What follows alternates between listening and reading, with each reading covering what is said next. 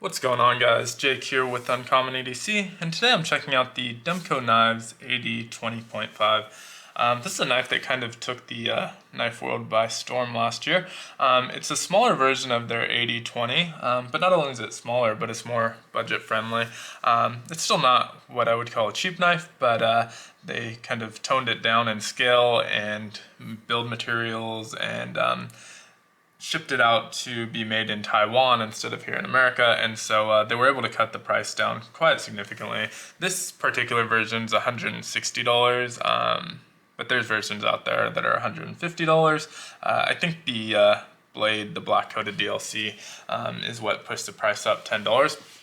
But before I get into the inside, I just kind of wanted to show the box because it is some really nice packaging.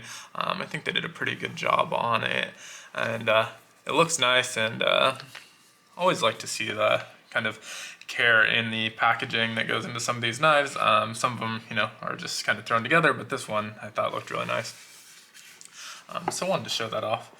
So inside, you get this beautiful shark lock sticker. I'm a sucker for free stickers, so definitely happy to see that. And what's even cooler, actually, is the knife case itself.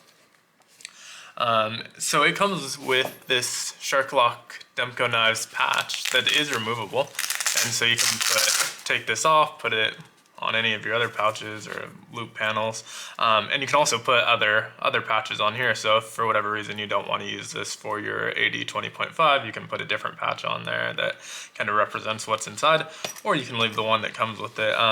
So I thought that was really nice. Obviously like having the patches, and may or may not switch this out to something else and use the pouch for something else. But the other cool thing about it is that it does have these zippers, which I'm not sure how well that'll pick up, but they do connect so that you can put a lock on here. So if you want to lock up whatever knife you have stored in here, you can lock that up.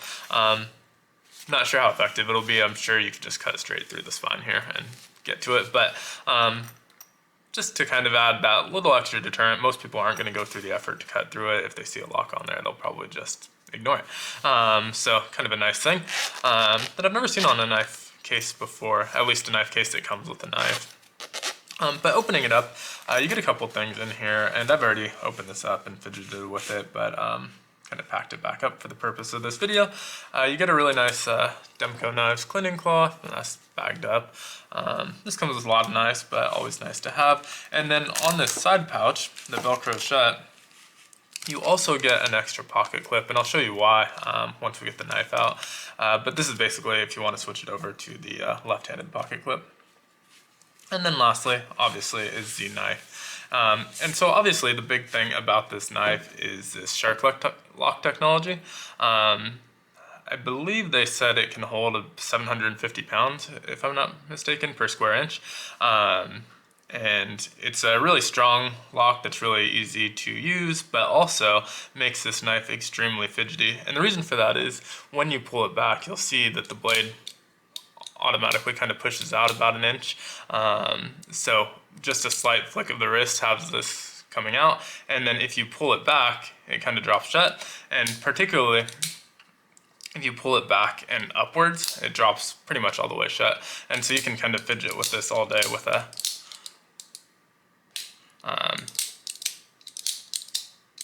pretty easily, and it's not going to fail very often. And when it does, you can kind of just lift it up backwards and up, and it will just kind of fall back into place. So super nice. You can obviously flick it with the thumb stud still, or with this thumb hole.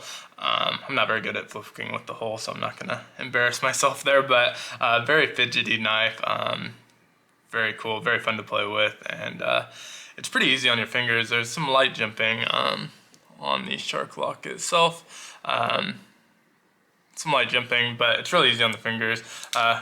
Any knife that you play with for a while is going to eventually kind of wear the tip of your finger out and kind of get sore if you fidget it with it for hours on end. But this one, it takes a while to get there for sure, and is really nice.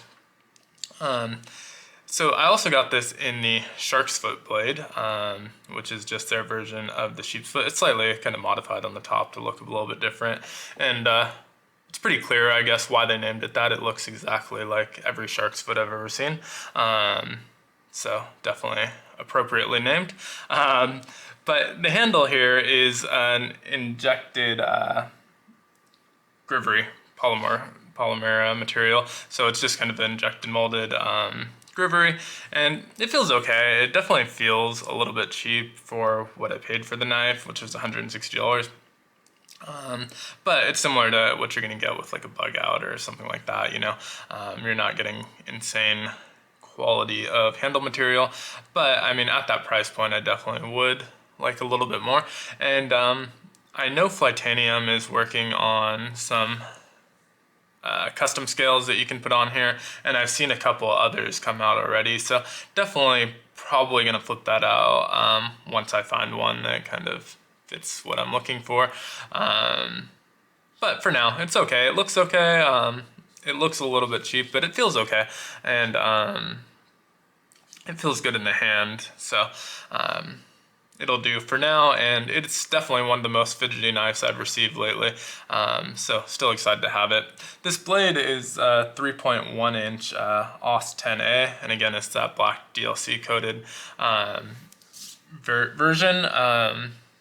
But a decent steel, just kind of another budget steel. I would definitely like to see this in higher quality materials, both in the steel and the handle.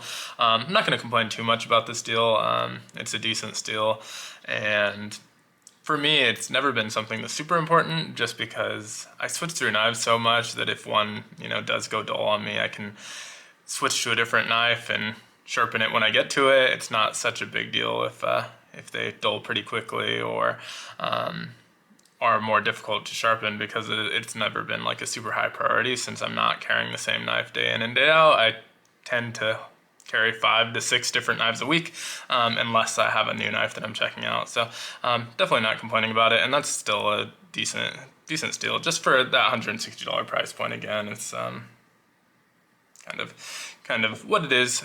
Wish it were a different steel, but also not too upset about it either. So if you're familiar with the AD20, it's obviously slightly bigger, thicker, and better build material, better blade steel, better handle materials. The first thing that I kind of noticed similar is that the pivot from the AD20, it was like a pivot that had this kind of within the pivot, and they put that into that injection mold, so that Demko knives is still there, but they're able to use just a standard pivot there, screw, without having to spend the extra cost on like custom hardware. So that's interesting. It is obviously the shark lock, and this works similar to a back lock, obviously, but instead of pushing it in, you're pulling it down, and it just functions so well. And just kind of naturally, you pick it up very, very quickly. Another thing is the kind of billboarding here. Everyone, you know, almost universally hates that. It makes sense for kind of the placement, as you'll see when I flip it over. This is the spot where the pocket clip hits the handle, and so it comes in the right hand configuration, but as I showed in the beginning, you get that left-handed because it's not exactly reversible. They're kind of mirror image of each other, so it's in a formation that you can't just switch this over to the other side. And then the lanyard hole goes directly through that pocket clip. But so where that AD20.5 on the other side is where it hits your pocket. And so the reason for that is if they left it this material, it would really like kind of grip and rip on your pocket and not be very smooth. So they put that in place just to kind of have a smooth surface for the pocket clip to hit, which makes sense, but it is kind of ugly looking, in my opinion. Not the worst, but definitely looking forward to changing out these scales. And so with the pocket clip also, hopefully we'll see kind of some changes there for people who are big on pocket clips, just because it isn't very deep carry. You're going to leave a good 1/2 inch sticking out of your pocket with this pocket clip. So it rides pretty low down here, which isn't the biggest deal for me, mostly because I don't use the pocket clips a ton. But if you do, obviously, you might want to try and find an aftermarket pocket clip when those start coming out. But overall, you know, can't complain too much. You know, they did bring the price down. If you're looking at the AD20s, you know, nowadays it's probably even more, but you're not going to find them under $400 or $500. And so to get this at $160, to get this new shark lock technology to play with, definitely worth it for me. And it feels great, honestly. I've complained a little bit about the look of the scales and the steel, but everything about this feels pretty premium still for a knife that's made in Taiwan and with lower quality materials. They did a great job on that. So despite my complaining, I really like this knife, and really I've been enjoying it so far. On the back side of the pivot collar, you see Wampum, PA, which I'm assuming is Pennsylvania, but this knife is made in Taiwan. So I'm assuming they're based out of Pennsylvania, but don't let that confuse you with where it's made. And then you have the kind of more subtle Demko at the base of the blade. The thumb studs are really nice on this. They feel really nice. I obviously don't use them as much because I'm using that shark lock, but they're really easy to deploy the blades with it, and they feel really nice. They're kind of pyramid down and are pretty smooth. The top layer is a little bit thicker than the rest of the layers, and so it feels good on the hand. And then as far as grip goes, I can get a full 4-finger grip on here. It feels nice. The jimping's definitely in the right place. There's kind of like a half choil in the front that if your hands are a bit larger, you can kind of choke up a little bit on there. You are getting a little bit close to the blade there, so as always, kind of just be careful with that. But either way, it's pretty comfortable for me, both in that kind of forward choil position and as well as in that 4-finger grip that I had mentioned earlier. So either way, just kind of a cool knife. I chose this colorway. It's a little bit different. Kind of reminds me of like a tiger. I kind of nicknamed it the tiger shark. Obviously, I know tiger sharks are not orange and black like an actual tiger, but just kind of reminded me of that. So I picked it in the orange and black, but it comes in several colors. I know Blade HQ has like a exclusive jade version. I think Knife Center has an exclusive version. That a kind of cool red one I was looking at before I ordered this one. So there's several different configurations and variations. 2 different blade types, satin finish, DLC coated. Can't remember if there's a stonewash as well, but a couple different configurations that you can get this in, all in that $150, $160 range. So super happy with this knife. I'll probably talk about it a little bit more comprehensively in the future. This video ended up being a lot longer than I expected it to be. But let's talk a little bit about the stats before I kind of drop off. So I mentioned the shark's foot blade, OS 10A, 3.1 inch blade, and overall it's 7.5 inches with a 4.5 inch handle, made in Taiwan, 3.5 ounces, and then those injected Grivery handles. So yeah, that's about it. Much smaller than the original version. I wish I had one of those to show and kind of compare it to. And maybe I will try and get one at some point, but for now I'm really happy that I ordered this, got to play around with it. Excited to see all of the options that are going to come out with the different scales and customization. We'll definitely get into that once it's available. But yeah, let me know what you think. If you have the AD20.5, if you have the AD20 and how they compare.